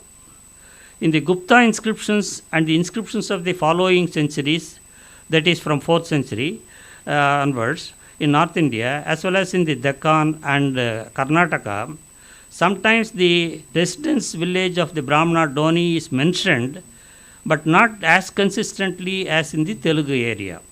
For instance, D.R. Bandarkar, who argued elaborately, he is a contemporary of these early scholars, Venkayya and other scholars, who argued elaborately for the possible movement of Nagar Brahmanas of Gujarat to Bengal. So there are Nagar Brahmanas from, so there is some tradition that these people migrated to Bengal from Gujarat. But he says this, he relies for this migration only on the Sarman endings. So they call it a Sarman endings, which is of their names like Mitra, Datta, Dasa, Deva, etc. So in the Bengal names, you have such titles. So this is peculiar. This kind of titles are found in the Nagar Brahmana names in Gujarat. So that is the clue for his contention that these people migrated from Gujarat to Bengal. In those inscriptions, however, the person's gotra, with or without sutra, is always mentioned along with the scholarship details. Finally, a note may be made regarding the names of some 20 and odd Brahmana poets of the classical or Sangam Tamil literature. So we have nearly 450 poets, names of Tamil poets in the early classical literature, which are mentioned in the footnotes to these poems. For most of these Brahmin poets, about 20 and odd poets, Gotra itself is used as the name or part of the name, like Palai Gaudamanar. It is from Gaudama Gotra. So Gaudama Gotra itself is taken as the personal name. For a few poets, place name is found as part of their name, like Kodimangalathu, Vaduli, Narchendan. So this Kodimangalam is a village, Vaduli is Gotra, and Narchendan is his name. This Kodimangalam is a place near Madurai, very close to Madurai on the north and the west. There are a few other similar names. In all these names of the Sangam Brahmana poets, the place name is that of the present residents within Tamil Nadu only. They don't have any old name coming from elsewhere. The migration of these early Brahmanas to the south may have taken place through a different route, different from coastal Andhra route. Well, this is only a suggestion. In this regard, it has to be emphasized that is a larger problem. The larger problem of the time and routes of migration of the Brahmanas from Aryavarta, that is from the central part of India, that is Punjab, that the Doab area, to different locations in India and outside would require a separate and multi-pronged study. Well, that is my conclusion. Actually, these place names can be used for migration of other communities also. So here, because I have handy data, I have taken analyzed these things. So if you take the names of some Chettiar families of Nagaratar group, we find a number of names, place names. They are living in this area, in the Thirumayam and Devakote and other places. But they have, on ceremonious occasions, they use their what you call family names. And family names have have a place name plus Udai. See, if you have that Nagaratar Koil, for the 9 temples are there, whenever they use this ceremonious occasion, they read these names. Who are the people attached to this temple? And their names, they have their place names plus Udai. So Udai is a shortened form of Udayan. So these places, they are not local places now where they live now. You can identify some of these places from in the Tanjavur Tirchi area. Well, we have a long inscription at Pranmalai which refers to a trade guild inscription where many merchants assembled and did something to the local temple. And you have a number of names. Many of these names, they are, even though they mention that they belong to some Pattanam in that locality, but the names are not local names. The names, that place names, are found in the that is outside that Ramnad area, that is Pranmalai area. So there is a tradition that they migrated from Kaveri Patnam.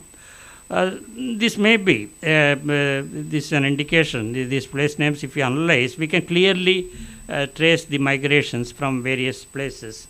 So such place names are useful for migration of other communities also, but the thing is not for everybody. For a section of the society, the people who are having such names, only those names can be analyzed and they can be traced from one place to another place. That is the thing which I wanted to convey here. I don't know whether I have done justice to the topic. If you have some questions, I will clarify. I might have omitted something. I have forgotten something, so I can remember and tell you. Thank you very much.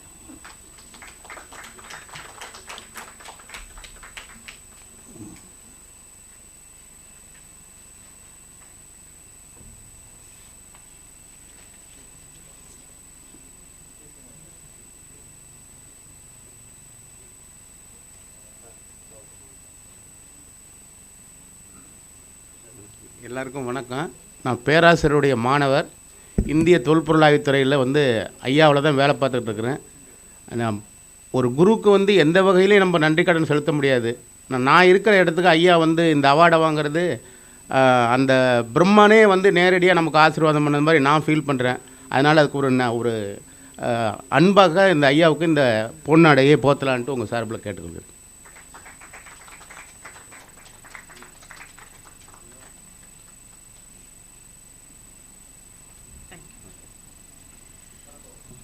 ஆமாம்.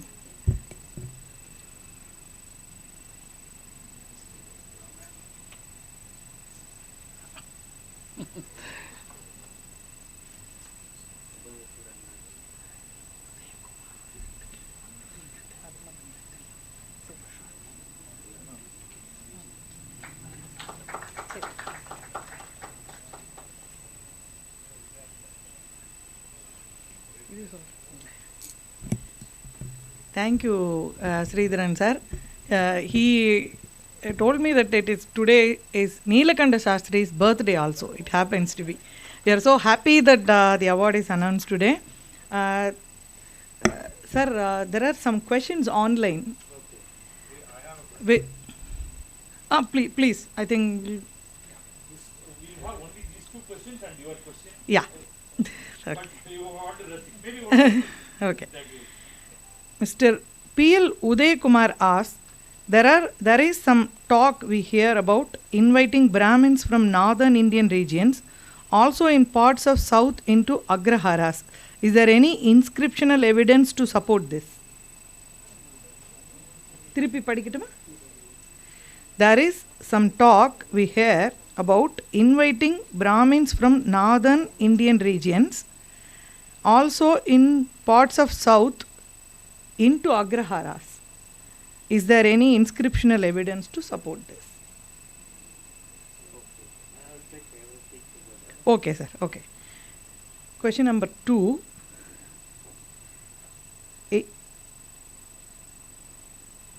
Any particular reason he restricted his analysis to only Pallava and Chola periods? Did not the migration not continue after? These are the two questions. He says he will answer all the questions together. Maybe you can put down your question also. So my question is, please use the mic. Ama.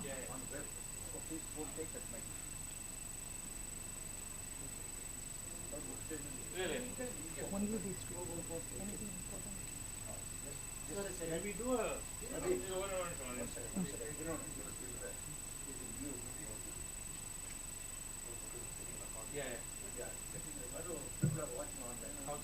Sir, if we did, can we do something similar for Devadasis? This was my question.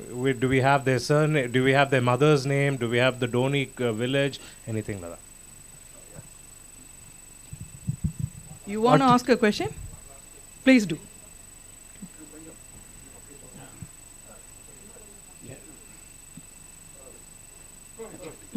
வாழ்த்துக்கள் sir. இல்லை நீங்கள் ரொம்ப சந்தோஷம் உங்களுக்கு award கிடைத்ததற்கு. நீங்கள் பலவர்கள் கிராண்டில் வந்து காடு வெட்டின்ற வார்த்தை வருது என்று குறிப்பிட்டீர்கள். இப்போ காடு வெட்டின்றது அதாவது காடை வெட்டி கழனி திருத்தி இந்த வேளாண்மை ஆரம்பிக்கிறது சார். இப்போ அது பலவர்களுடைய தாய்மொழி தெலுங்கு என்று கூறுகிறார்கள். ஆனால் காடு வெட்டி என்பது ஒரு சுத்தமான தமிழ் வார்த்தை மாதிரி தெரிகிறது. அது அப்புறம் காடு வெட்டி குரு அதுவே ஒரு கம்யூனிட்டி ஆகிவிட்டதா? அதை காட்டை வெட்டி வனத்தை அழித்து கழனிகளை உண்டாக்கி வேளாண்மை ஆரம்பிப்பதற்கு ஹெல்ப் பண்ண அது ஒரு தனி கம்யூனிட்டி ஆகிவிட்டதா? Thanks sir. சார் வணக்கம். We've seen many Chola copper plates published in books. We understand that there is one important copper plate grant that has been published many times, but we are not able to find. I don't want to name it now because not to create a controversy, but it is not in the Madras Museum. Do you know where else important Chola, apart from Leaden of course, there's one main copper plate grant that has never been seen since it was published 45 years ago. Maybe we'll take it offline, but are copper plate grants properly protected? Where would they be? Okay, we'll take it offline, sir, no problem.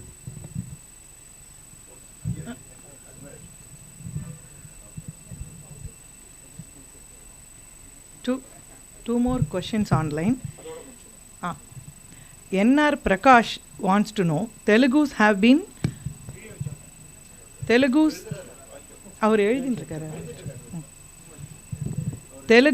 been following the concept of Inti Peru or house name since medieval times. Why have the Tamils stopped using the house names unlike the Telugus or Malayalis? One more question from the same person.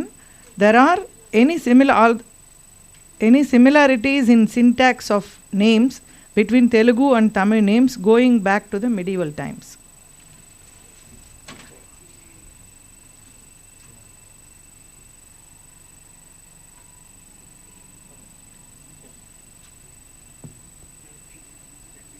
Okay.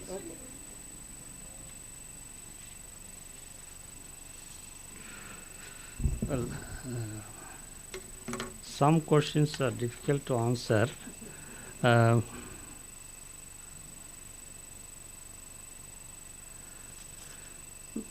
regarding the first question, I don't know what he means. Sometimes, well, apart from these Brahmadaya villages where some people were invited and given land shares, sometimes priests were invited. Say Rajendra, in one Rajendra's inscription, Tanjavur, he refers to some Saiva priests who are entitled to receive the temple, some shares in the temple, only those who come from the Gauda Desa and other places. So that means, some people, priests were invited from Gauda Desa. Gauda Desa is Bengal. So maybe he mentions that one. But apart from that, maybe one or two, sometimes some stray references are there, some Raja Guru or somebody who comes from other area. But it is very, very limited. We don't have clear evidence for such invited thing. That is, but regarding this establishment of Brahmadeyas, how they were invited to these settlements, we do not know. No, the establishment is mentioned. So for them, the celebration of the establishment of that village is the more important. And how they were invited, from where they were invited, that they don't mention in the copper plates generally. It's very In any of these copper plates, we don't have that whether the king invited somebody from outside. But that Ilayanputtur, which I mentioned, that a person from Kaveri, near Kaveri, Perumarudur to Stinaveli, that again it is only from the name. Perumarudur, he mentions that he was invited from Perumarudur, from the rich, fertile Kaveri area. So Perumarudur, from other evidence, we can identify near about Lalgudi. So that way we can infer that he is invited from that area. So such information is very rare. We don't get very often for all the other grants. Well, regarding the question why you have taken only Chola and Pallava grants, not others. Well, that is a limitation that I accept. But again, well, many other people can follow up these things. There is no harm in it. Of course, for evidence is more detailed for Pallava and Chola period. That's why I have taken. We have information from the Vijayanagara inscriptions also. We have many settlements in the south, which was established by Vijayanagara kings or their chiefs, Nayaka chiefs. We have some copper plates. We can analyze them and study in comparison with these early migrations. That's possible, but I have not done due to limitation of time. Regarding Devadasi, whether they were invited, whether we can trace their migration, that is your question. See, this is the question, this is the problem. See, not all people in the society had names with place names. Devadasis were certainly did not have place names as part of their names. Of course, in Tanjavur inscription were 400 temple ladies. They are called Talipandugal, Talilar. They are brought from various other old temples from the delta itself.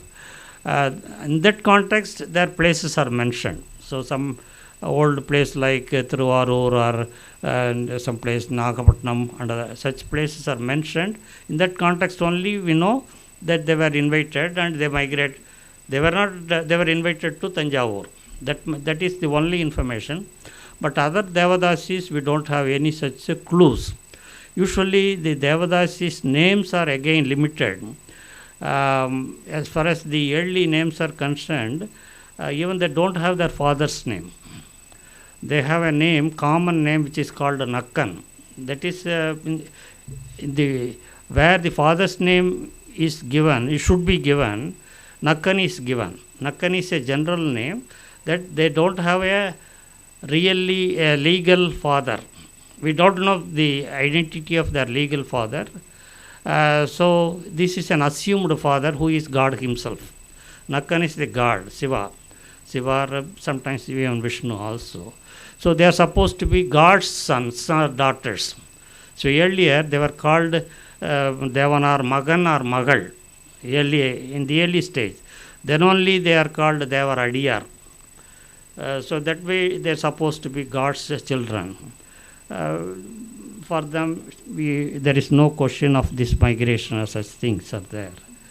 But there are social, some kind of social mobility is there. So some Devadasis became queens. There's a number of queens in the early stage, Chola queens, they were originally these temple ladies.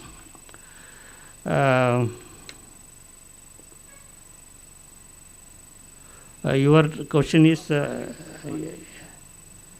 yeah. அதுக்கு முன்னாடி யாரோ வந்துட்டு I have mentioned, and I think it is your name. Yeah, Kaduvatti is found in Telugu inscriptions also.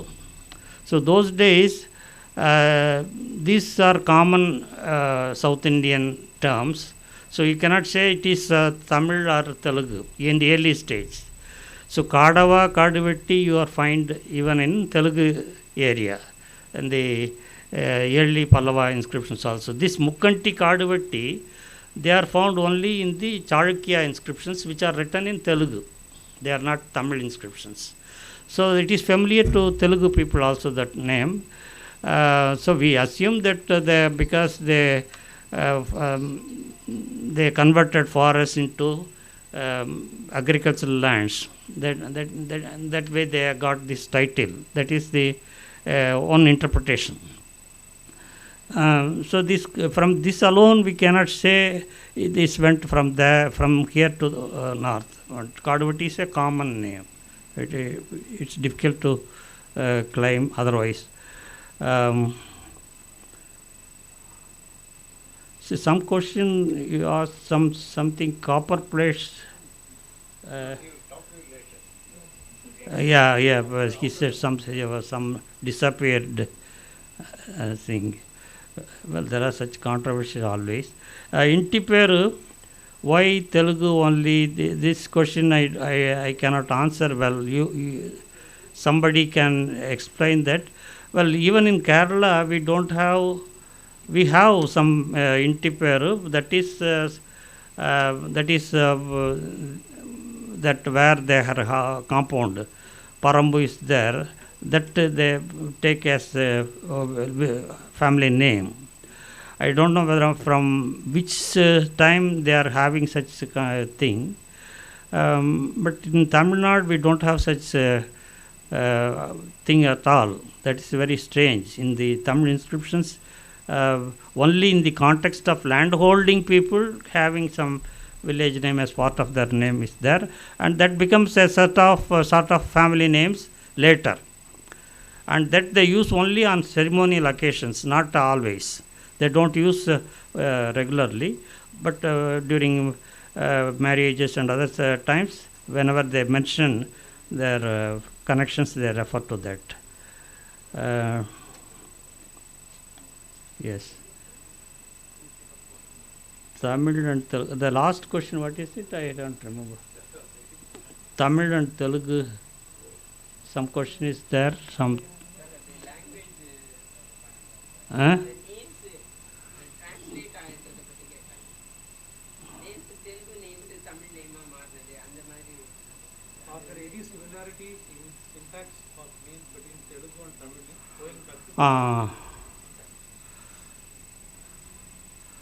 No, I have not analyzed actually the Telugu names found in the Telugu inscriptions. But Intiperu, of course, it is there, that house name, it is there for everybody, not only Brahmins, but all people have that. We don't know from when they had that tradition of having everybody having a family name. But certainly in the inscriptions, these Telugu, that family names appear. We don't say it is family names. Earlier it is only their residences, ancestor. In the course of migration, they always remember their old places, and that becomes later as a family name. Not at that time. At that time, they just simply say they are resident of that place, Vattavan. So Vattavan is added as far as the Pallava inscriptions are concerned. So they still think maybe it is a fresh migration. So maybe that context they refer to their old village, and as part of their name. As we have in Chola inscriptions, you have that original name from where they are invited, plus that place, family name, which they remember, that both they add. So that way we can explain. Thank you. Thank you, sir, for your talk, and thank you, everyone. Mr. Anand, could you please come here? Mr. Anand is great-grandson of Venkayya. He is an auditor. Can I?